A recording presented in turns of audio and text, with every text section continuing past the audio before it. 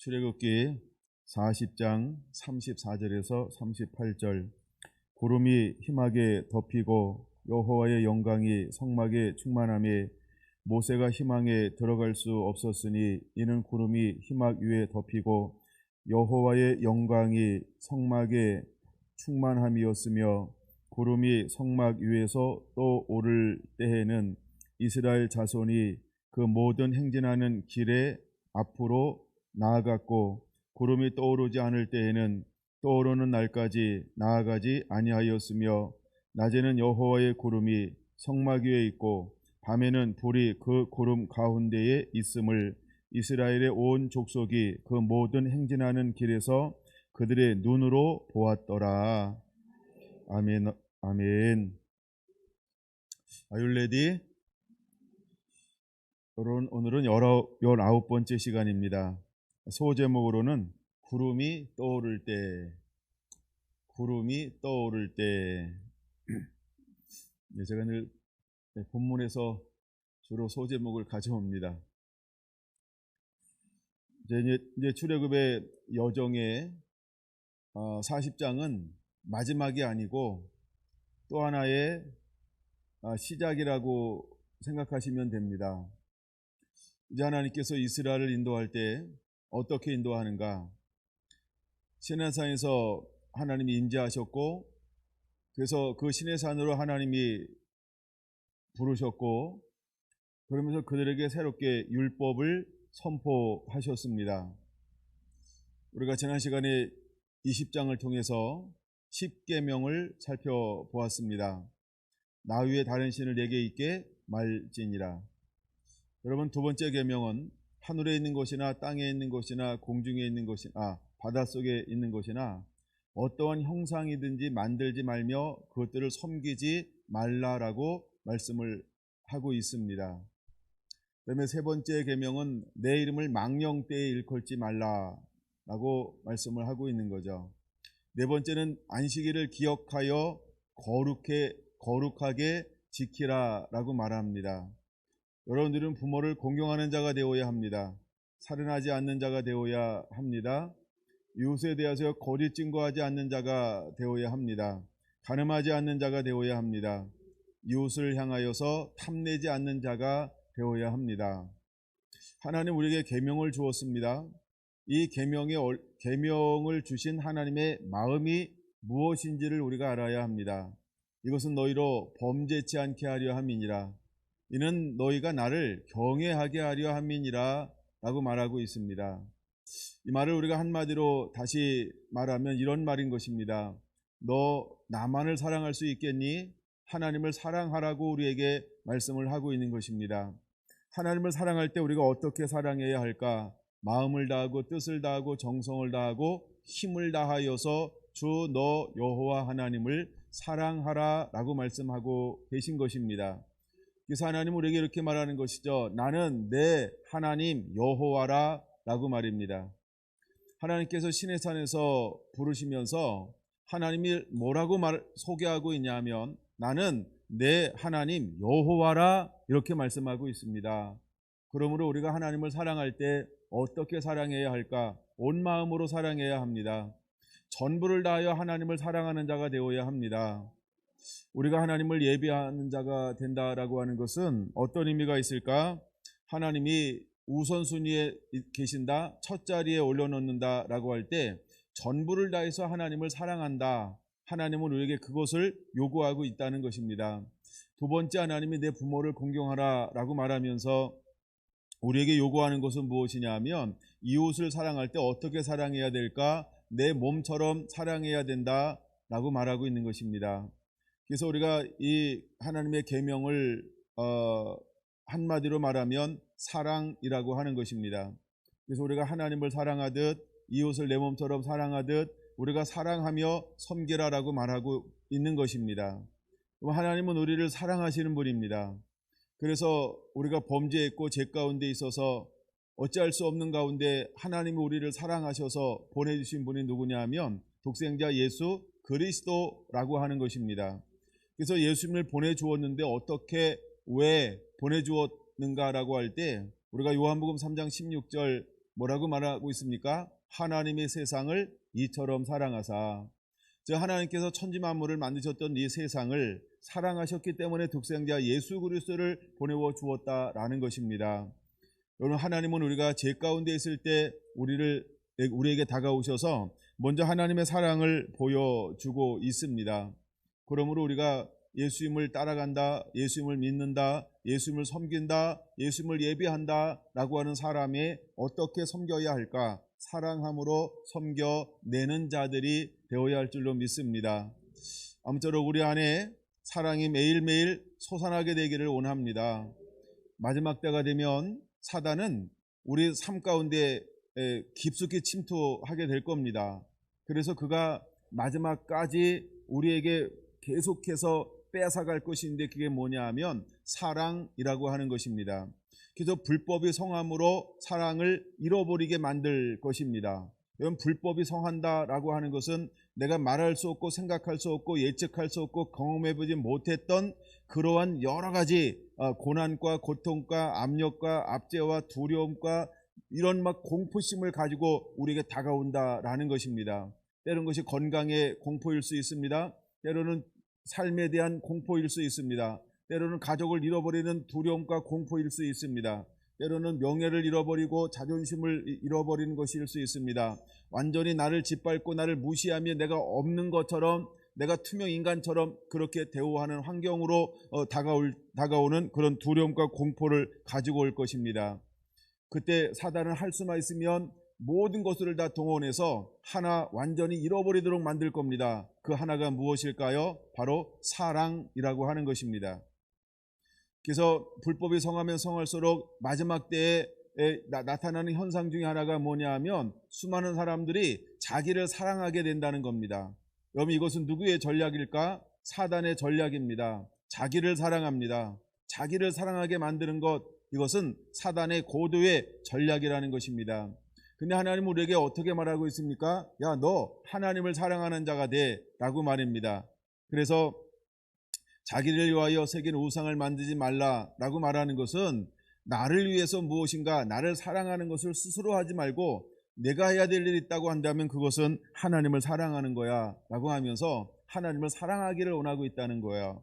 여러분, 준비가 이 부분에 충분히 되어져 있어야 할 줄로 믿습니다.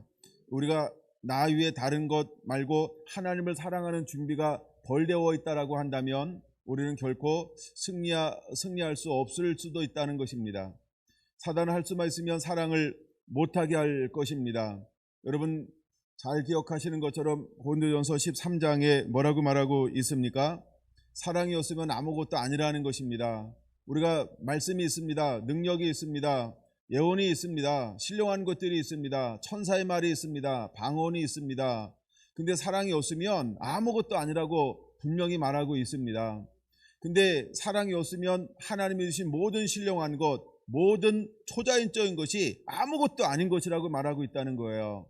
어찌 하나님이 주셨음에도 불구하고 아무것도 아닌 것이 될 수 있을까요? 사랑이 없으면. 그래서 마지막에 사단은 할 수만 있으면 우리 안에서 무엇을 뺏어가려고 그렇게도 집요하게 활동할까요? 사랑을 뺏어갈 것입니다. 그래서 수많은 불법이 성할 때 마지막 때 현상은 사랑이 식어진다는 겁니다. 여러분, 사랑이 식어지니까 서로를 향하여 어떻게 대할까요? 원수입니다. 대적자입니다. 마치 박멸해야 할 전염병처럼 생각할 것입니다. 그래서 우리가 사랑이 식어지면 너무너무 끔찍한 이런 관계가 만들어질 것입니다. 근데 사단이 하고자 하는 일이 무엇입니까? 바로 그겁니다. 사랑하지 못하게 하는 겁니다. 함께하지 못하게 하는 겁니다. 공유하지 못하게 하는 겁니다. 나누지 못하게 하는 것입니다. 이해하지 못하게 하는 것입니다. 품어내지 못하게 하는 것입니다.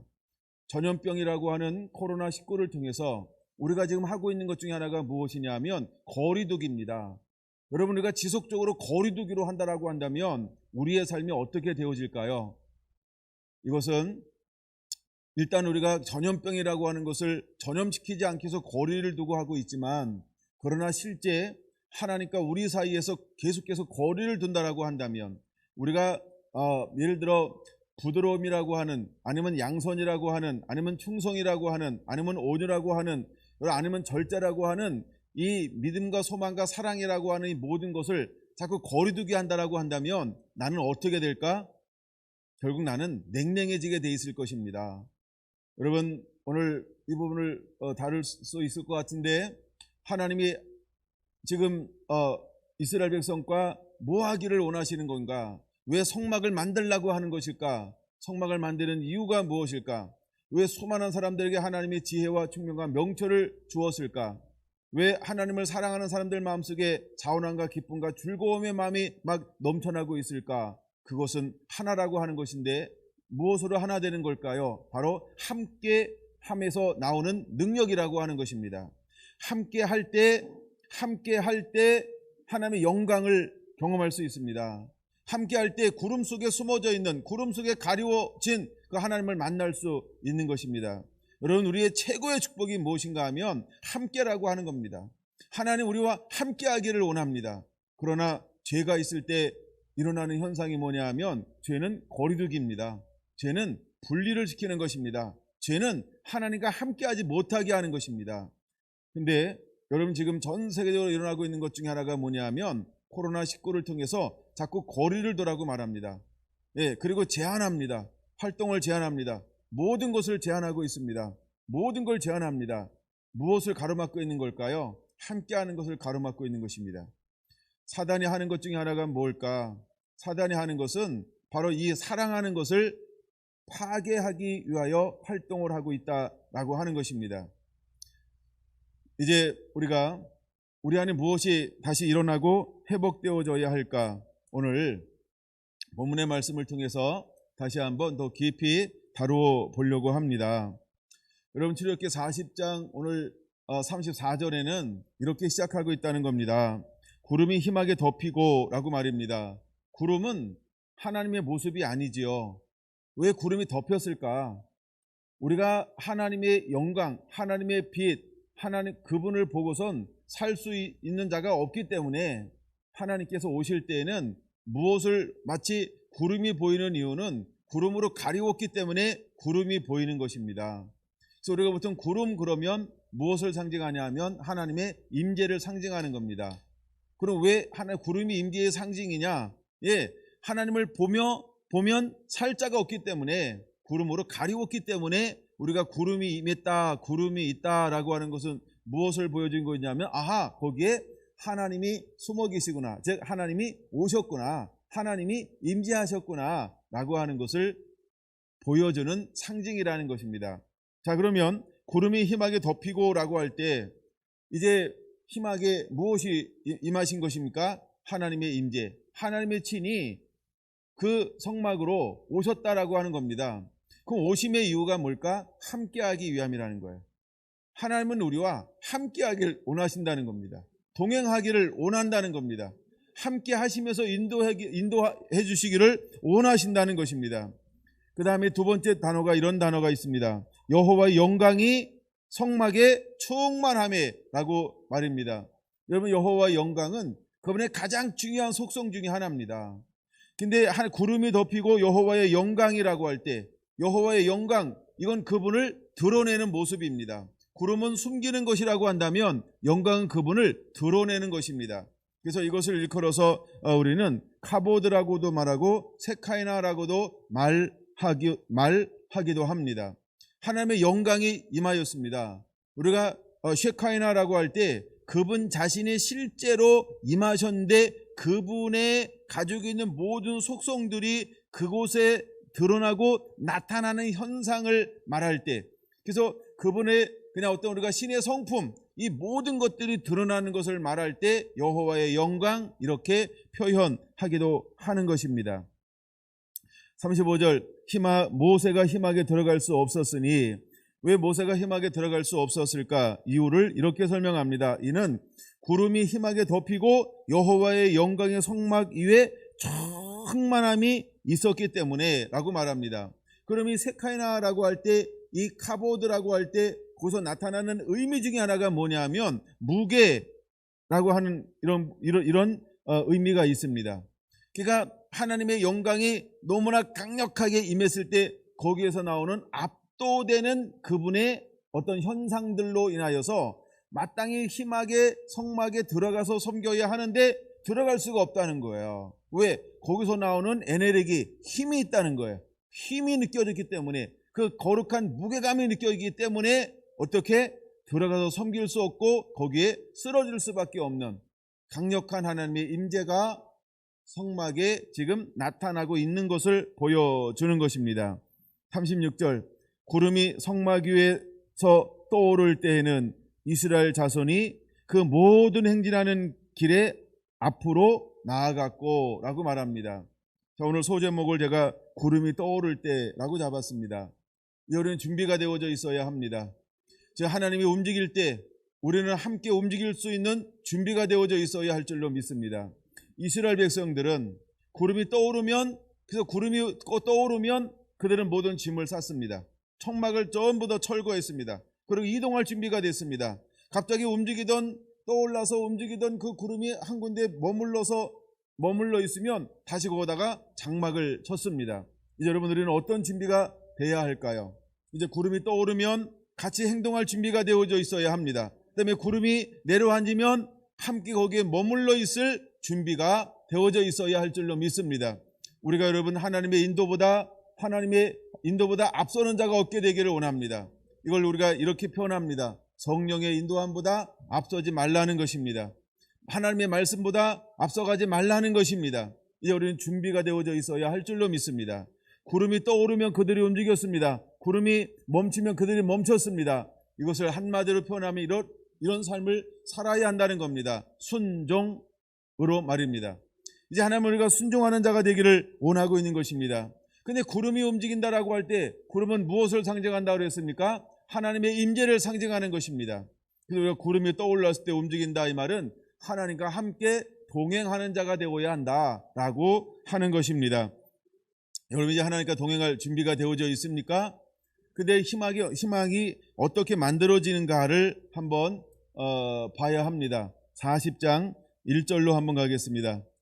40장 1절 이렇게 말합니다. 여호와께서 모세에게 말씀하여 이르시되 라고 말입니다. 자, 여호와께서 모세에게 오셔서 친히 말씀하고 있는 것입니다. 뭐라고 말씀하고 있습니까? 너는 첫째 달 초하루에 성막 곧 희막을 세우고 또 증거궤를 들여놓고 또 휘장으로 그 궤를 가리고 또 상을 들여놓고 그 위에 물품을 진설하고 등잔대를 들여놓고 불을 켜고 또 금 향단을 증거궤 앞에 두고 성막 문에 휘장을 달고 또 번제단을 희막의 성막 문 앞에 놓고 또 물덩이를 희막과 제단 사이에 놓고 그 속에 물을 담고 또 뜰 주위에 포장을 치고 뜰 문에 휘장을 달고 또 간열을 가려다가 성막과 그 안에 있는 모든 것에 발라 그것과 그 모든 기구를 거룩하게 하라. 그것이 거룩하니라. 너는 또 라고 말하면서 계속해서 너는 일할 때 모세죠. 또 이렇게 이제 모세가 하나님이 지시하신 대로 행하고 있는 것을 볼 수 있습니다. 드디어 16절 이렇게 말합니다. 모세가 그같이 행하되 곧 여호와께서 자기에게 명령하신 대로 다 행하였더라. 할렐루야.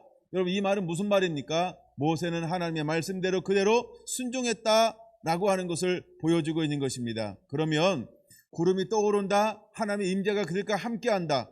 그럼 하나님의 임재가 함께하기 위해서, 그분의 영광이 우리 삶 가운데 함께 드러내기 위해서 우리가 해야 될 것이 있습니다. 그것이 무엇일까요? 여호와의 말씀에 순종하는 것입니다. 여러분, 우리에게 필요한 것이 있다고 한다면 only 하나라고 하는 겁니다. 그게 무엇입니까? 순종하는 것입니다. 여러분, 순종이 무엇일까? 순종은 바로 하나님을 사랑하는 최고의 방법이라는 것입니다. 내 말을 가지고 지키는 자라야 나를 사랑하는 자니, 이 말씀을 기억하십니까? 그러므로 순종이라고 하는 것은 무엇을 드러내고 보여주는 것이냐 하면 하나님을 사랑하는 것을 보여주고 있는 것입니다. 그러므로 저와 여러분들도 모세처럼 순종하는 자가 되기를 예수님의 이름으로 축원합니다. 모세의 순종이 없다라고 한다면 무엇은 없을까? 하나님의 임재는 없다는 것입니다. 여호와의 영광은 없다는 것입니다. 거기에 구름이 덮이고 여호와 영광이 충만한 이유가 있다라고 한다면 그것은 바로 순종했기 때문에 구름이 임한 것입니다. 하나님이 임재하신 것입니다. 여호와 영광으로 충만한 것입니다. 여러분, 순종이라고 하는 것은 무엇입니까? 하나님을 사랑하는 사람만이 순종하는 삶을 살 수 있다라고 하는 것입니다. 그러므로 우리가 이제 어떤 마음이 준비가 되어져야 할까? 어떤 환경 속에서도 어떤 말씀이 임한다 할지라도 하나님을 말씀에 순종하겠다라고 하는 이 사랑이 우리 마음속에 부어지게 되기를, 이 마음이 회복되어지게 되기를 예수님의 이름으로 축원을 드립니다. 더 나아가 이제 32절에 이렇게 말합니다. 그들이 힘하게 들어갈 때에 제단 가까이 갈 때에 씻었으니 여호와께서 모세에게 명하신 대로 되니라. 할렐루야. 여러분, 모든 말씀에 모세가 어떻게 행동했는가를 보여주고 있는 말씀이 무엇이냐 하면 여호와께서 모세에게 명령하신 대로 되니라 라고 하는 것입니다. 그러면 백성을 인도하는 사람들이 이제 우리가 열방을 향하 일어나 빛을 발하고 하나님의 말씀을 증거해야 할 저와 여러분들이 어떤 삶을 사는 자가 되어야 할까? 모세처럼 우리도 여호와의 명령대로 행하는 자가 되어야 합니다. 모세처럼 하나님의 말씀에 순종하는 자가 되어야 할 줄로 믿습니다. 모세처럼 하나님을 사랑해내는 자가 되어야 할 줄로 믿습니다. 할렐루야. 33절 같이 읽습니다. 그는 또 성막과 제단 주위뜰에 포장을 치고 뜰 문에 휘장을 다니라. 모세가 이같이 역사를 마치니. 할렐루야. 여러분, 모세는 어떤 삶을 살아내고 있습니까? 하나님의 말씀을 순종하는 삶, 하나님을 사랑하는 삶, 여호와의 말씀 그대로를 행하는 삶을 살아내고 있다는 것입니다. 모세가 이 삶을 살아낼 때 하나님은 그에게 무엇으로 다가와 주었습니까? 하나님의 임재, 하나님의 영광으로 다가와 주었다는 것입니다. 여러분들이 하나님과 동행하기를 원하십니까? 그러면 모세처럼 우리가 순종하는 자가 되기 원합니다. 사랑하는 자가 되기를 원합니다. 여호와의 말씀 그대로 지켜내는 자가 되기를 예수님의 이름으로 축원을 드립니다. 그것을 통하여서 이제 모세는 하나님의 임재 가운데 들어갈 수 있었고 여호와 영광 가운데 머물 수 있었고 하나님과 영원토록 동행하는 삶을 살기 시작했다는 것입니다. 오늘 우리가 무엇에 준비가 되어져 있어야 할까? 여러분, 모세처럼 하나님의 말씀 앞에 그대로 순종할 줄 아는, 사랑할 줄 아는 이 은혜가 회복되어지게 되기를 예수님의 이름으로 축원을 드립니다. 여러분, 39장을 보겠습니다. 여러분, 이스라엘의 모든 부름받은 사람들, 하나님의 은혜를 입고 온 사람들은 어떻게 그들에게 주어진 사역과 사명을 감당해 내었을까라고 하는 것입니다. 그러면 이제 모세가 주의종이라고 말한다면 이제 성막을 만들고 함께 동역하는 모든 사람들은 함께 부름받은 은혜를 받은 성도라고 하는 것입니다. 그럼 성도들은 어떤 삶을 살아야 할까? 39장 1절은 이렇게 말하고 있습니다. 함께 봉독하겠습니다. 그들은 여호와께서 모세에게 명령하신 대로 청색, 자색, 홍색 실로 성소에서 섬길 입을 정교한 옷을 만들고 또 아론을 위하여 거룩한 옷을 만들었더라. 아멘. 여러분, 무엇을 보여주고 있는 것입니까? 여호와께서 모세에게 명령한 대로. 무엇입니까? 순종이 있는 것입니다. 순종은 다른 말로 무슨 말이라고요? 사랑함이 있는 것입니다. 모든 백성들은 어떻게 자기에게 주어진 일을 감당하고 있습니까? 순종함으로, 사랑함으로. 그래서 온 마음을 다하고 뜻을 다하고 힘을 다하고 정성을 다하여 그들에게 주어진 일들을 전부 감당해 내고 있다라고 하는 것입니다. 이제 우리는 크고 작은 부르심 앞에 어떻게 감당해내는 자가 되어야 할까? 각각 주어진 위치에서 각각에게 주어진 그 사명을 충성되게 감당해내는 하나님의 사람 되기를 예수님의 이름으로 축원을 드립니다. 할렐루야. 2절 첫 번째 단어는 이렇게 시작합니다. 그는 또라고 말입니다.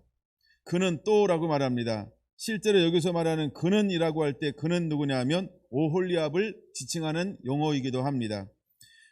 그래서 5절 마지막 부분에 이렇게 말합니다. 여호와께서 모세에게 명령하신 대로 하였더라. 여러분, 이것이 모든 헌신된 백성들의 삶이었다는 것입니다. 그들은 기꺼이 하나님 말씀에 순종했습니다. 그들은 기꺼이 하나님을 사랑하는 마음으로 하나님의 주어진 사역, 사명을 충성되게 감당해 내고 있는 것을 보여주고 있는 것입니다. 그 다음에 용어가 그라고 하는 단어가 있고 그들이라고 하는 단어가 있는데 6절은 뭐라고 시작하냐면 그들은 이라고 시작합니다. 이 그들이라고 한 단어는 뭐냐면 오홀리압이 하는 일이 있고 부살날이 해야 될 일이 있습니다. 근데 어떤 것은 혼자 따로따로 해야 될 일이 있고 어떤 것은 이 부름받은 사람들이 함께 연합해서 만들어야 할 것이 있는데 그들은 이라고 할 때는 이것은 연합사역을 말하고 있는 것입니다. 근데 그들이 연합하여서 무엇을 만들어 내었습니까? 한번 읽어볼까요? 또 호마노를 깎아 금태에 물려 도장을 새긴같이 이스라엘의 아들들의 이름을 그곳에 새겨 에봇 어깨에 달아 이스라엘의 아들들을 기념하는 보석을 삼았으니 여호와께서 모세에게 명령하신 대로 하였더라. 할렐루야. 금이나 은이나 노시나 이런 철이나 이런 것들은 보통 부살렐이 감당을 했습니다. 근데 오홀리압은 청색, 자색, 홍색, 가는배실 이런 것들을 주로 감당하고 그 다음에 여러 가지 이제 성전의 기구들을 만드는 이런 일들로 하나님이 그들을 불렀습니다. 근데 어떤 것은 이렇게 따로따로 해야 될 일이 있습니다. 근데 어떤 것은 함께 만들어서 함께 만든 걸 가져와서 하나로 합해야 할 일이 있습니다. 그럴 때 쓰는 용어가 그들은 이라는 용어입니다. 근데 그들을 그렇게 할 때 어떻게 했습니까? 그들은 연합할 줄 알았습니다. 그들은 자기의 모든 것들을 내려놓고 높음이 없었습니다. 교만함이 없었습니다. 자기를 주장하지 않았습니다. 하나님의 일에 그들은 철저하게 겸손의 자세로 자기를 낮춤으로 하나가 되어서 하나님의 나라, 하나님의 뜻을 이루는데 한마음이 된 것을 보여주고 있는 것입니다. 근데 한마음이 되어지는 것을 보여주는 그들을 향하여서 7절 마지막에 뭐라고 말씀하고 있다? 그들은 여호와께서 모세에게 명령하신 대로 하였더라. 할렐루야. 이처럼 우리가 하나님의 나라의 일은 어떻게 하는 것이냐 하면 나는 이것에 대한 은사가 있어. 난 이것에 대한 은사가 있어. 저 은사는 재주를 말합니다. 근데 재주가 있다고 자기 재주만 쓰는 것이 아니고 때로는 내게 있는 재주와 다른 사람에게 있는 재주가 하나가 되어서 무엇을 이루어야 할까요? 하나님의 부르심, 하나님의 뜻을 이루기 위해서 연합해야 한다는 것을 보여주고 있는 것입니다. 여러분 이런 마음으로 섬겨내게 되기를 예수님의 이름으로 축원합니다. 그 다음에 나아가 8절 이때는 뭐라고 말합니까? 그가 또 라고 말합니다. 15절은 뭐라고 말합니까? 그들이 또 라고 말하고 있습니다. 여러분 이 단어 하나는 그가라고 할 때는 독단적인 거고 그들이라고 할 때는 연합하여 만들어야 된다라고 하는 걸 우리가 기억해야 합니다. 그래서 끊임없이 말하고 있는 거 21절 마지막 부분에 여호와께서 모세에게 명령하신 대로 행하였더라. 그 다음에 26절도 여호와께서 모세에게 명령하신 대로 행하였더라. 또 어떤 거는 27절 보면 그들이 30절 그들이라고 말하는데 그들이 30절 한번 같이 보겠습니다. 그들이 또 순금으로 거룩한 패를 만들고 도장을 새긴같이 그 위에 여호와께 성결이라 새기고 그 패를 청색 끈으로 관 전면에 달았으니 여호와께서 모세에게 명령하신 대로 하였더라. 할렐루야. 여러분 그때 따라서 어떤 건 홀로 어떤 건 연합으로 해서 함께해서 하나님의 선하심을 이루어가는 모습들을 볼 수 있습니다. 이제 우리가 어떤 준비가 되어져 있어야 할까? 여러분 이렇게 내 일이다라고 고집하는 것이 아니고 하나님의 뜻 앞에 그대로 내 것을 내려놓고 연합할 줄 아는 서로 존중할 줄 아는 이 마음이 우리 안에 회복되어져야 할 줄로 믿습니다. 이것을 걸어서 우리는 Are you ready? 준비됐습니까? 이 마음이 준비가 되어져야 합니다. 그럴 때 하나님은 그들에게 모든 성령의 능력을 부어주시어서 하나님의 나라를 이룰 수 있도록 우리를 불러서 쓰고 사용하시게 될 것입니다. 할렐루야. 31장을 보겠습니다. 출애굽기 31장 1절에서 1절 이렇게 말합니다. 여호와께서 모세에게 말씀하여 이르시되 내가 유다 지파 훌의 손자여 우리의 아들인 부살레를 지명하여 부르고 라고 말합니다. 보통 우리가 이제 아론과 훌 이렇게 말합니다. 근데 훌이 일찍 죽었어요. 훌이 언제 죽었을까 라고 할 때 많은 학자들은 이렇게 이야기합니다. 이제 모세가 하나님의 산에 올라갔습니다. 근데 사람들이 모세가 내려온 더딤을 보고 밑에서 이제 여러 가지 생각이 나누어지는 것이 일어났습니다. 그때 사람들이 아론에게 다가와서 뭐라고 말합니까? 우리를 위하여 우리의 신을 만들자. 그랬더니 아론이 야 금은 폐물을 가져와 라고 이야기했습니다. 그때에 훌이 일어나서 뭐라고 이야기했을까? 우리가 우리의 일을 하는 것이 아니고 우리가 하나님을 의지함으로 하나님을 바라봅시다. 모세가 올 것을 기다립시다 하면서 그들을 가로막게 되어집니다. 근데 가로막는 그 훌을 향하여 백성들이 무엇을 했을까? 돌을 들어서 훌을 쳤다는 것입니다. 쳤더니 훌이 어떻게 됐을까요? 하고 죽은 거죠. 그래서 이때 순교자가 된 사람이 훌이라는 사람입니다. 근데 하나님이 지금 얼마나 지났을까? 이제 그 아들, 그 다음에 그 손자를 어떻게 합니까? 하나님의 성막을 짓는 이 일에 하나님이 그를 지명하여 부르고 있는 장면이 31장이라고 하는 것입니다. 그러므로 우리가 어떤 신앙과 믿음으로 믿음의 가문을 이루어야 하는가, 또한 믿음을 다음 세대에게 어떻게 흘려보내야 하는가를 보여주고 있는 장면이기도 합니다. 3절, 하나님의 영을 그에게 충만하게 하여 지혜와 총명과 지식과 여러 가지 재주로 정교한 일을 연구하여 금, 은, 노소로 만들게 하며 보석을 깎아 물리며 여러 가지 기술로 나무를 새겨 만들게 하라라고 하는 이 주 부르심 사역을 허용했다라고 하는 것입니다. 그래서 부살레는 금, 은, 그다음에 놋, 그다음에 보석 이런 것들을 깎아서 여러 가지 나무로 만드는 어떤 이런 사역에 주 사역을 했습니다. 근데 이 사역을 하는데 어떻게 사역하냐 하면 하나님의 영이 그에게 임하였다는 것입니다. 그래서 우리가 하나님의 일은 무엇으로부터 시작되냐 하면 하나님의 부르심. 하나님의 부르신 사람에게 하나님께서 무엇을 부어줄까? 하나님의 영, 즉 성령이 함께하게 한다는 것입니다. 그러므로 우리는 영의 인도함 받는 자가 되어야 할 줄로 믿습니다. 그래서 사도행전 1장과 2장에서도 위로부터 능력이 임하기 전까지는 이 성을 떠나지 말라라고 말하고 있는 것입니다. 왜 이 성을 떠나지 말라고 말하고 있는 걸까요? 아직 위로부터 능력이 그들에게 주어지지 않았기 때문에 라고 하는 것입니다. 그래서 하나님의 일은 무엇으로부터 시작되어지는 것이냐 하면 위로부터 성령의 주어짐을 통하여서 하나님의 사역을 이룰 수 있는 것을 우리가 깨달아야 합니다. 그러므로 오늘 사는 저와 여러분들도 아율레디 무엇으로 준비가 되어야 할까요? 반드시 부르심이 있다라고 하면 하나님이 무엇을 부어줄까? 성령을 부어줄 겁니다. 기다리시기를 바랍니다. 절대 앞서가지 않게 되길 바랍니다. 여러분, 성령을 어떤 부르심이 없고 성령을 부어주지 않았다 이 말은 뭐냐 하면 야, 넌 일상적인 삶을 살아. 그리고 네가 뭘 하려고 하지 말고 일상적인 삶을 살아. 일상적인 게 뭘까요? 그냥 하나님을 일상적으로 섬기는 거예요. 근데 우리는 가끔 내가 먼저 앞서갑니다. 내가 무엇인가 일을 하려고 합니다. 자꾸 우리 안에 조바심이 있습니다. 왜? 내 인생은 자꾸 가는데 하면서 자꾸 자기 인생이 짧다고 생각합니다. 결코 짧지 않습니다. 성령이 임하면 우리가 이룰 수 있는 평생에 이룰 수 있는 것을 하루에도 이룰 수 있습니다. 그 다음에 일을 많이 하고 적게 하면 결코 하나님 나라에서 그리 중요하지 않습니다. 여러분, 하나님 나라에서 가장 중요한 게 뭘까요? 너 사랑했니? 얼마나 사랑했는가가 중요합니다. 사랑이 뭐라고 말했습니까? 순종이라고 말했습니다. 이건 순종이 무엇일까요? 여호와께서 내게 말씀하신 그대로 살아내는 것, 이게 순종입니다. 그러므로 여러분들이 자기 스스로가 무엇인가 조바심이 일어나서 일어나지 않게 되길 원합니다. 할렐루야. 여러분, 이 말이 충분히 이해가 됐는지 모르겠습니다. 근데 가끔 우리는 이 조바심을 못 견뎌야 합니다. 무엇인가 우리는 안 좋아하는 것, 기다리는 게, 인내하는 것, 이것이 얼마나 나를 힘들고 어렵게 만드는지 몰라요. 그러나 여러분, 우리는 기다려야 할 줄로 믿습니다.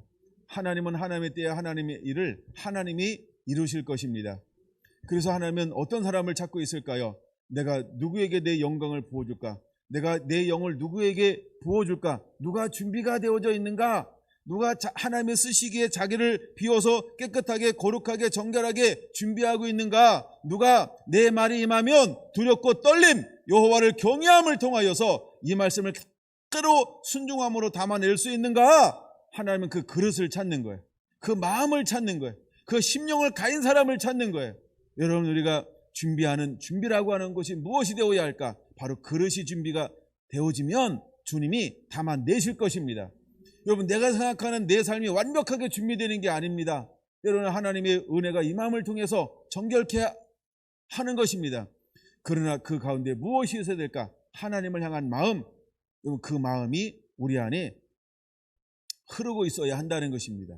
할렐루야. 난 여러분들 마음이 언제든지 주님이 원하시는 마음으로 흐르게 되기를 원합니다. 여러분들의 죄를 추구하는 거 아닙니다. 죄의 흐름을 따르는 거 아닙니다. 스스로 마음이 완고하고 완악해지고 교만해지는 것 아닙니다. 어떻게든지 여러분들이 말씀대로 살고 싶어하는 그 성향을 가지고 있을 때 하나님의 은혜가 임하면 하나님이 여러분들 마지막 부족한 것들을 전부 깨끗하고 정결하게 하고 난 다음에 하나님을 쓰고 사용하실 걸 믿으시기 바랍니다. 그래도 하나님은 하나님의 때가 되면 이스라엘 백성들을 어떻게 하겠다고 말씀하고 있습니까?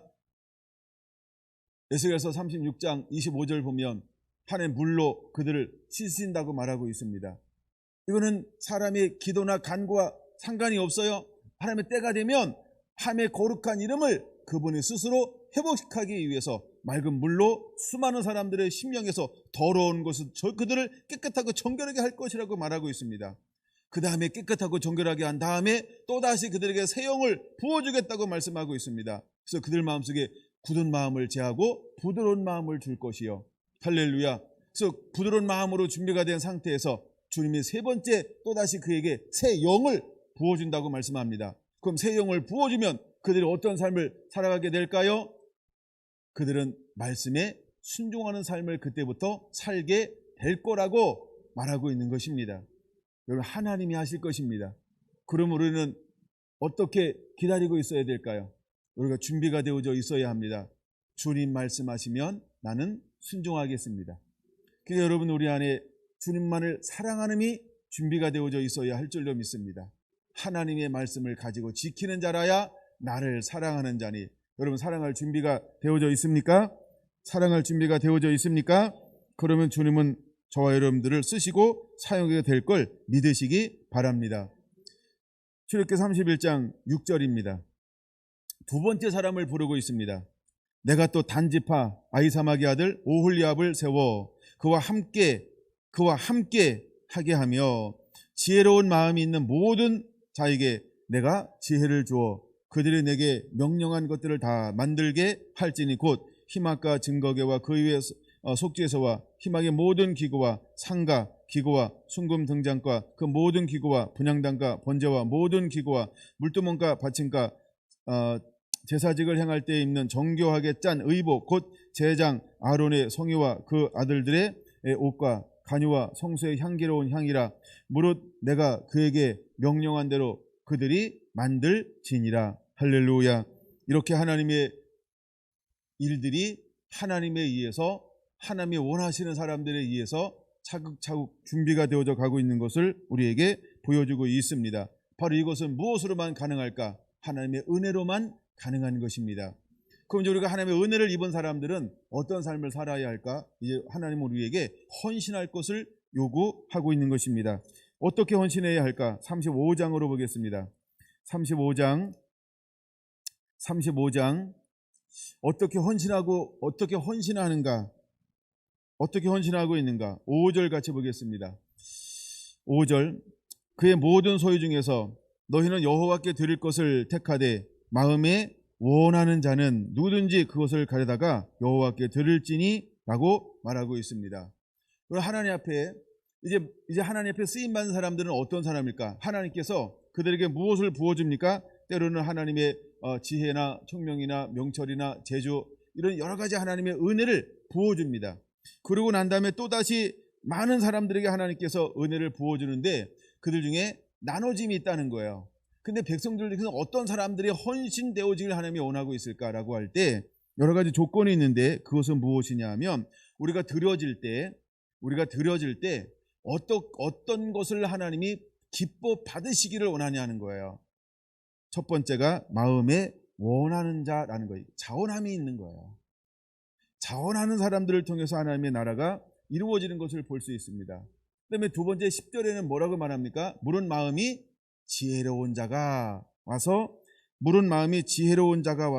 그럼 여러분 지혜로운 자는 무엇을 하는 자일까요? 이것은 바로 섬김이고 봉사라는 것입니다. 여러분 지혜로운 자는 와서 섬기고 봉사합니다. 그 다음에 마음에 자원하는 자는 자원함으로 헌신하게 되어진다라고 하는 것입니다.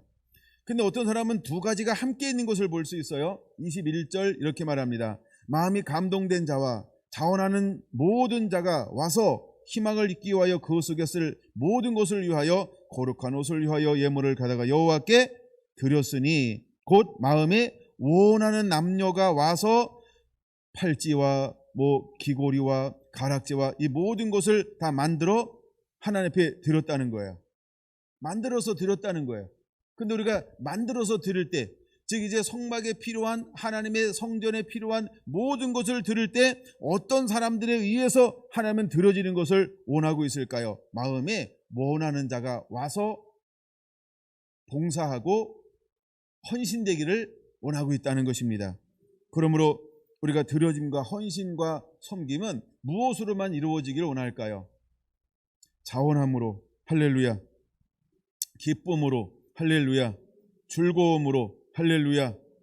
근데 그 마음속에 기쁨과 즐거움과 자원하는 자들의 마음속에 하나님이 어떤 은혜를 부어주던가요? 21절 마음이 감동된 모든 자. 그럼 감동됐다라고 하는, 감동이라고 하는 말이 무슨 말이냐면 하나님의 은혜를 부어준 거죠. 그 은혜를 부어줬다, 감동됐다 할 때 무엇이 임한 걸까요? 하나님의 영. 할렐루야. 그래서 하나님의 그 마음에 영의 타치가 일어나야 하나님의 일을 행할 수 있다는 것입니다. 그러므로 여러분들은 기도해야 합니다. 우리가 이런 찬양 있잖아요. 내 마음에 인을 치소서 주 사랑으로 나 주님의 신부. 그런 것처럼 주님 내게 오셔서 내 마음에 인을 치시옵소서. 하나님의 성령으로 인을 치시옵소서. 사랑으로 인을 치시옵소서. 자원하는 마음으로 인을 치시옵소서. 즐거운 마음으로 인을 치시옵소서. 하나님이 내 마음에 오셔서 나를 타치해 주어야 한다는 거예요. 내 마음을 타치해 줄 때 우리는 기쁨과 즐거움과 자원함으로 섬겨낼 수 있는 것을 보여주고 있는 것입니다. 35장 25절 이렇게 말합니다. 마음이 슬기로운 모든 여인은 손수 실을 빼고 그 뺀 청색, 자색, 홍색 실과 가는 배실을 가져왔으며 마음의 감동을 받아 슬기로운 모든 여인은 염소 털로 실을 뽑아서 왔고 족장들은 뭘 가져옵니까? 호마노와 및 애북과 흉패에 물릴 보석을 가져왔으며, 그러니까 각각 자기가 있는 것들 속에서 뭐 하는 겁니까? 헌신하고 있는 것을 볼 수 있어요. 있는 것들을 가지고 자원하는 마음으로 기쁨으로 즐거움으로 하나님의 성막을 위하여 나라를 위하여서 헌신하고 있는 것을 보여주고 있는 것입니다. 그 다음에 족장들이 또 무엇을 가져옵니까? 28절 등불과 간류와 분향할 향에 소용되는 기름과 향품을 가져왔으니, 그러면은 이 27절 28절 이것은 값지고 귀한 것들이라고 말하는 거죠. 그러니까 이것들은 주로 값지고 귀한 것들은 누가 소유하고 있을까? 족장들이 소유하고 있는 거예요. 그 하나님은요, 족장, 즉 가장 부한 자로부터 가장 가난한 자까지 함께 뭐요? 자기가 할 수 있는 자원함으로 헌신하고 봉사하고 섬겨내서 만들어내길 원하는 게 무엇일까? 이것이 바로 하나님의 교회라는 것입니다. 이걸 우리는 모세의 희망이라고 부르고 있는 거예요. 그런 것처럼 이제 우리가 기쁨과 즐거움과 자원함, 즉 사랑하는 마음으로 내게 있는 그것을 가지고 하나님 앞에 29절 마지막 부분에 뭐라고 말합니까? 마음이 원하는 남녀는 누구든지 여호와께서 이스라엘 자손의 여호와께 자원하여 드린 예물이니라 라고 말하고 있는 것처럼 이제 우리가 이렇게 하나님을 섬겨내는 그런 교회로 회복되어짐이 일어나게 되기를 예수님의 이름으로 축원을 드립니다. 할렐루야. 자, 이제 30절 보겠습니다. 모세가 이스라엘 자손에게 이르되 볼지어다 여호와께서 유다 지파 후울의 손자여 우리의 아들은 부사리를 지명하여 부르고 하나님의 영을 그에게 충만하게 하여 지혜와 총명과 지식으로 여러 가지 일을 하게 하시되 금과 은과 노소로 제작하는 기술을 고안하게 하시며, 고안한다 이 말은 뭐냐면 창조적인 하나님의 은혜를 부어주겠다 이 말입니다. 그 다음에 보석을 깎아 물린 나무를 새기는 여러 가지 정교한 일을 하게 하였고 라고 말합니다. 고안하다, 정교하게 하다, 하나님의 새로운 파트, 새로운 것들을 여러 가게 만들겠다 이 말인 것입니다. 그 다음에 또 그와 단지파 아이사막의 아들 오홀리압을 감동시키사 가르치게 하시며 지혜로운 마음을 그에게 충만하게 하사 여러 가지 일을 하게 하시되 조각하는 일과 세공하는 일과 청색, 자색, 홍색 실과 가는 배실로 수놓은 일과 짜는 일과 그 외 여러 가지 일을 하게 하시고 정교한 일을 고안하게 하셨더라. 할렐루야. 이제 우리가 기도할 때 하나님 우리 다음 세대에게 또 하나님 우리에게 이런 은혜를 부어주세요 라고 우리가 기도할 이유가 있습니다. 할렐루야. 하나님이 일하시는 방법입니다. 그래서 하나님은 하나님 나라를 위해서 하나님의 일을 위해서 하나님의 필요한 모든 것들을 우리에게 성령의 은혜 안에서 공급해 주고 성령의 인도함 받으면서 성령과 함께 모든 것을 감당할 수 있도록 하게 하실 것이다. 이걸 믿으시기 바랍니다. 만약에 우리가 하는 일에 명예가 필요하다, 그럼 명예를 허락할 것입니다.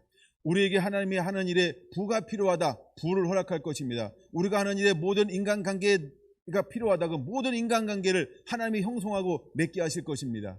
그러니까 하나님의 일을 함에 있어서 우리에게 필요한 모든 것들을 하나님은 초자연적인 방법으로 공급해 주실 것이다. 여러분 이것을 그대로 믿으시기를 바랍니다. 마지막 하나만 더 다루고 말씀을 마치려고 합니다. 그럼 우리가 이제 하나님의 부르심을 받았어요. 은혜를 받았어요. 성령을 받았어요. 네, 감동도 받았어요. 자원함으로 다 섬겨내고 있어요. 그러면 그들 가운데 어떤 사람들이 있을 수 있냐라고 하는 것입니다.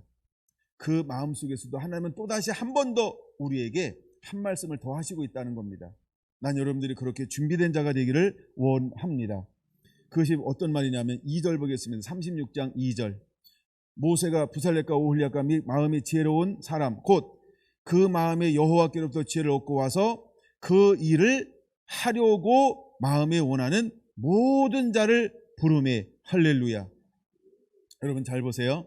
초점 중에 하나가 뭐냐 하면 그 일을 하려고 마음에 원하는 모든 자라고 하는 겁니다. 그럼 우리가 은혜 받을 수 있어요? 은총 받을 수 있어요? 감동 받을 수 있어요? 마음에 자원함이 있어요? 나가 할 줄도 알아요? 내가 들을 수 있는 모든 것들을 몇 개를 겸비하고 갖추고 있어요? 그런데 중요한 것은 무엇이냐 하면 정말 내가 하나님의 부르심, 그 나라, 그 의, 그분의 뜻을 이루는 데 있어서 어떤 게 마지막으로 중요한 걸까요? 그 일을 하려고 마음에 너 원하고 있니? 너 기쁨으로 그 일을 하겠니? 너 즐거움으로 그 일을 하겠니? 너 자원함으로 그 일을 하겠니? 그러니까 네 마음이 너 우러나서 하겠니? 억지로 하겠니? 강제로 하겠니? 속이면서 하겠니? 다른 어떤 속셈을 가지고 하겠니? 여러분 하나님은 무엇을 원할까? 우리의 진실함을 한번 다시 드러내기를 원한다는 겁니다. 이 단어는 꼭 여러분 체크해 놓으시기 바랍니다. 그 일을 하려고 마음의 원함이 내 안에 있는가? 때때로 여러분 우리는 그를 하려고 하는 자원함이 없음에도 불구하고 함께 동참할 수 있어요. 그러다가 하다가 이거 아닌가벼. 그리고 포기할 수도 있고 낭망할 수도 있고 떠날 수도 있고 자기 길을 갈 수도 있고. 그래서 하나님이 마지막에 어떤 사람들을 들어 쓰시기 원하냐 하면 그 일을 하려고 마음에 자원함이 있어야 돼요. 여러분 내 마음에 스스로 하려는 마음이 있어야 뭐 하지 않을까요? 지치지 않아요. 사랑이 식지 않아요. 어떤 유혹 앞에도 흔들리지 않아요. 내 안에 자원함이 없고 다른 조건이 조금이라도 섞여 있다 그러면 문제를 만나면 그 조금 섞여 있는 것이 무엇을 그때부터 만들어내기 시작할까요? 이스라엘 백성들이 광야에서 습관적으로 했던 것이 뭡니까? 하나님을 향하여 원망하고 불평하고 시험하고 간음하고 불순종하고 이 일이 섞여 있는 잡족으로부터 나왔던 것처럼 우리가 하나님의 나라와 의를 위해서 자원하는 마음으로 시작이 되지 아니하면 내 안에 섞여 있는 그것이 시간이 지나면 반드시 바깥으로 드러나게 되어져 있다는 것입니다. 이제 우리는 준비가 되어져야 할 줄로 믿습니다. 하나님께서 이스라엘 민족을 애굽에서 수많은 고난과 고통을 경험하게 했어요. 그리고 모세라고 하는 하나님의 사람을 통해서 그들을 이끌어내고 있습니다. 이끌어내는 동시에 하나님께서 그들에게 어마어마한 초자연적인 기적과 표적과 이적을 보여주었습니다. 그러나 그들은 본 것을 가지고 승리할 수 없었습니다. 그들은 경험한 것을 가지고 돌파할 수 없었습니다. 그래서 하나님께서 시내산에서 임재하셔서 이제 그들이 지켜야 될 율법, 계명, 율례, 법도를 제정하셨습니다. 그 이유가 무엇일까? 나를 경외하게 하려 함이니라. 내가 범죄치 않게 하려 함이니라. 다른 말로 말하면 이제 내가 나를 사랑하게 하게 하려 함이니라. 내가 순종하기만 하면 내가 약속한 그 모든 것을 너희에게 영원토록 공급할 것이다. 하나님이 그들에게 허용했습니다. 그리고 그들에게 이제 하나의 모형을, 천상에 있는 모형을 이 땅 가운데 하나님이 만들어 내기를 원하셨습니다. 그게 무엇일까요? 바로 그것이 희막이라고 하는 것입니다. 모세의 희막이라고 하는 것은 바로 천상에 있는 그 하늘의 모형을 이 땅 가운데 가지고 온 것입니다. 그래서 어떻게 너희들이 하나님을 섬겨내야 하는지를 보여주고 있는 것이 모세의 희망이라고 하는 것입니다. 그래서 구름이 떠오를 때 하나님이 움직이기를 원한다라는 사인을 줄 때 그들은 함께 움직여야 했던 것입니다. 그러나 하나님이 멈추기를 원할 때 그들은 함께 멈추어야 했던 것입니다. 이제 여러분들 안에 어떻게 섬김이 준비가 되어져야 할까? 내가 하고 싶은 것이 아니고 정말 하나님이 원하시는 그대로 여러분들과 구름을 따라 움직이는 자가 되기를 예수님의 이름으로 축원합니다. 구름을 따라 행동하는 자가 되기를 예수님의 이름으로 축원을 드립니다. 오늘 서울에서 예배하고 있는 배용산 집사님 동일하게 행동하게 되기를 예수님의 이름으로 축원합니다. 옆에서 웃고 있는 박희수 집사님도, 찬영이도 안녕. 함께하는 부모님들도 축복합니다. 네, 이 은혜가 그대로 그 가정 가운데 임하게 되기를 예수님의 이름으로 축원합니다. 네, 오늘 함께 예배하는 모든 우리 성도 한 분 한 분들 가운데 정말 이 은혜가 그대로 임하게 되기를 예수님의 이름으로 축원합니다. 하나님은요, 우리와 함께하기를 원하신다는 거예요. 함께함의 그 은혜가 6월을 시작하는 온 성결한 성도 가정들 가운데 넘치게 되기를 축원합니다. 축원합니다. 아멘.